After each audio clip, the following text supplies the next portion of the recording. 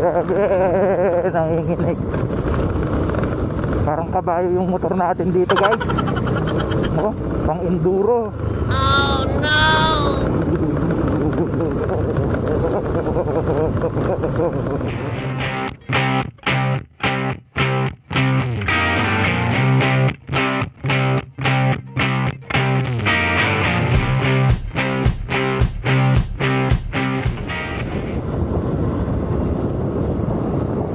What's up mga kamalasakit? It's me again, Eric Malasakit Vlog for another video!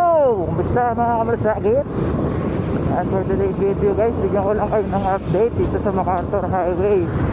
Yung ginagawa dito sa may papuntang Santo Domingo, Minalin, Pampanga. So ito guys, may ginagawa sila dito na bypass yata ito.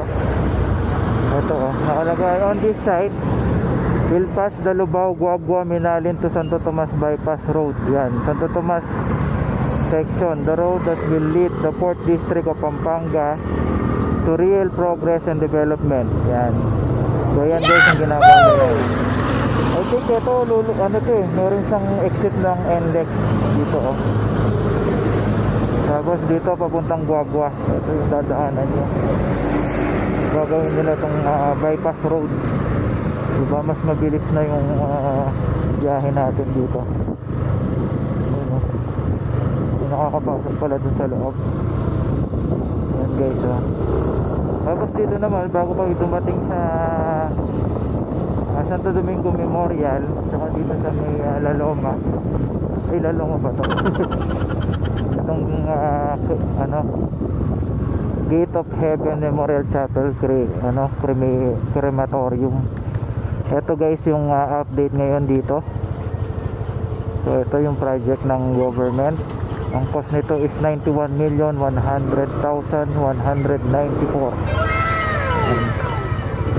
So ito guys, at butas-butas yung kabilang kalsada pa.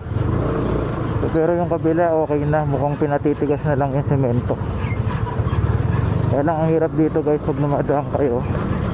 Pag itong mainit, yung alikabok, sasaluhin mo yung makapal na alikabok pag may dumaang mga sasakyan.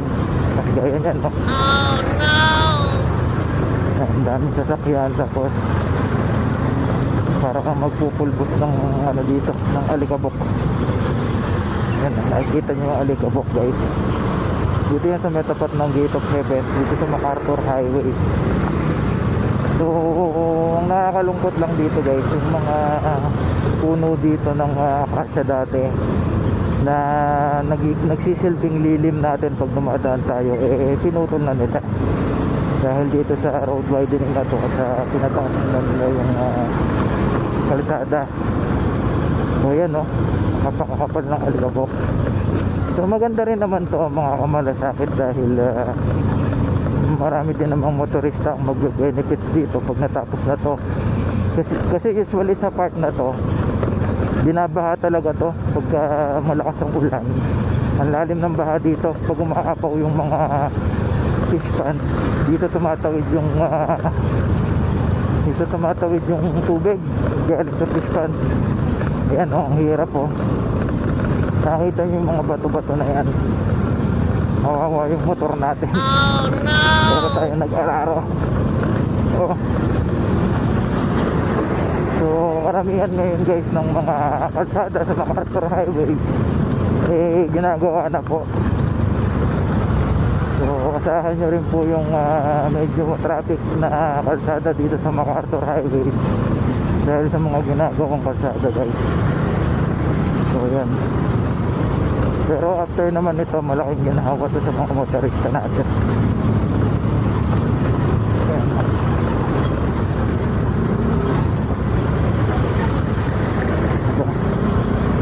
Atag-tag.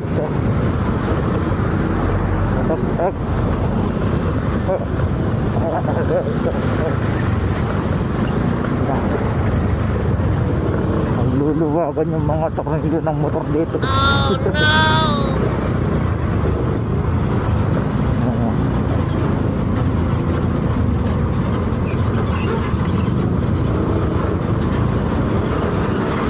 Overtake muna tayo. ginagawa mo?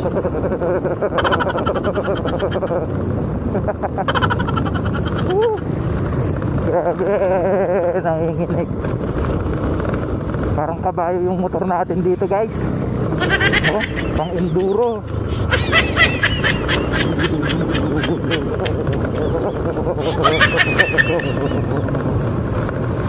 Ayan guys, oh, hanggang dito.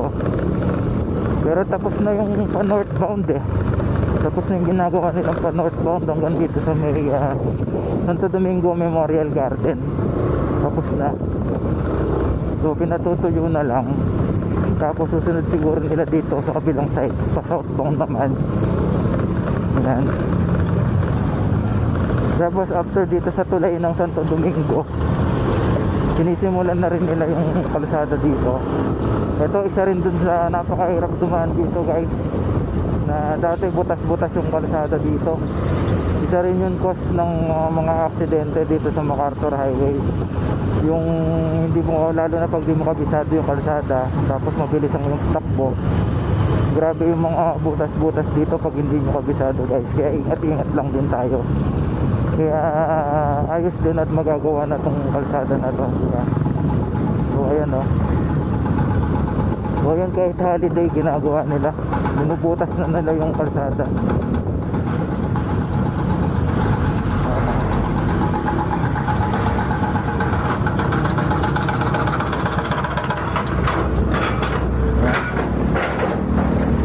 Hinahammer nila.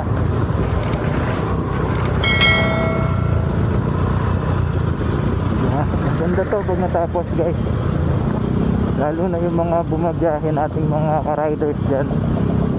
Ayan, pagka bumiyahe na tayo ng panorte, usually yung mga lower CC or lower displacement, pag nagra-ride tayo going to north, dito tayo dumadaan sa MacArthur Highway.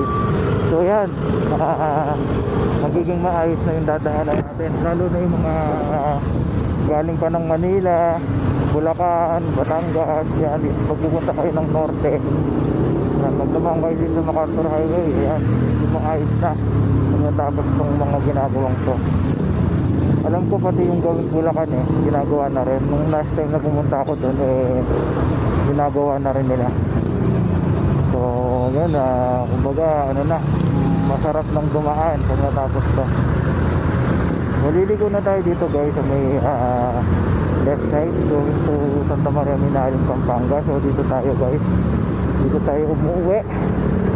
So dito ginagawa na rin yung mga kalsada dito Tinangasan na rin nila. So dati ito magbaba ng to, ngayon tinangasan na rin nila. Kanina dumadaan ako, nagbubuhos na sila ng kalsada. So I think baka next week tapos na yung kalsada dito, papatuyo na lang yung kabilang side. Ayan o. Yung mga part na sarado pa kasi ito yung mga last na sinimento nila. Yung malapit na kapag na kaka. Ang taas na nung ano dito, mga hindi pa nakakauwi dito sa ilalim. Yan, going to Santa Maria, Lourdes, San Isidro, Pampanga. Ito, nakikita nyo na yung kalsada guys, na ano na, mataas na siya. Napakasarap ng dumaan dito. Ito, sinambakan na nila. So yung kabilang side, yan, kasalukuyan silang nilalagyan na semento. Kaya medyo traffic guys dito sa bandang to.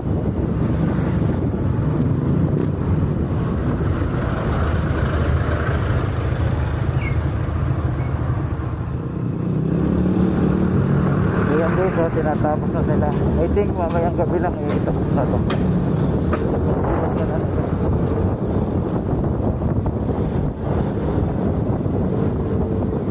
Ito yung park na nilalagyan nila ng semento kanina guys. So after nyan tapos na.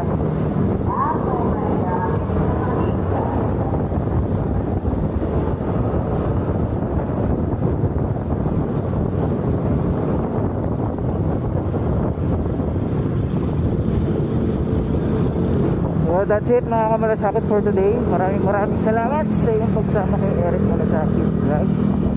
I hope na na-enjoy nyo ulit itong video na to.